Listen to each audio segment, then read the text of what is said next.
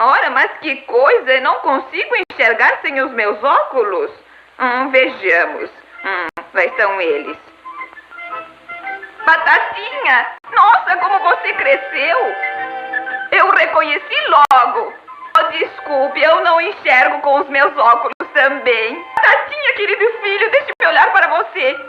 Oh, mas você parece ser tão importante. É estupendo. Me apresente a esses admiráveis cavalheiros. Puxa, que bonito. Diga-me, o que foi que lhe disse? Oh, Batatinha, querido, mas que emocionante. Você quer dizer Batatinha, bem? Desde a primeira vez que troquei a sua fraldinha. Meu Deus, obrigada, meu filho.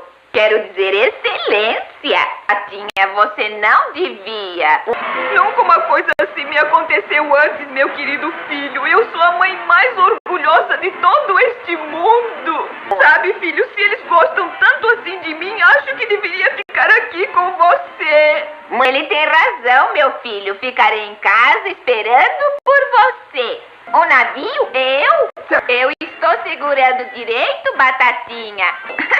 Compreendo. Agora diga-me, novamente, o que devo fazer? Diga. Oh, imagine ter um navio batizado com o meu nome. Eu te batizo digno navio, senhora Benjamin Batata. Eu não sabia que ia lançar ao mar um navio junto com o capitão.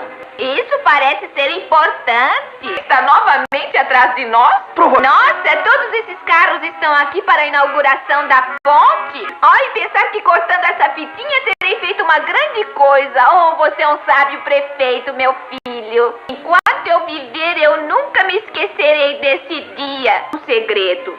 Não teria feito a menor diferença para mim se você é prefeito ou não. Eu amo você do mesmo modo. Está errado? Até logo a todos e muito obrigada por tudo.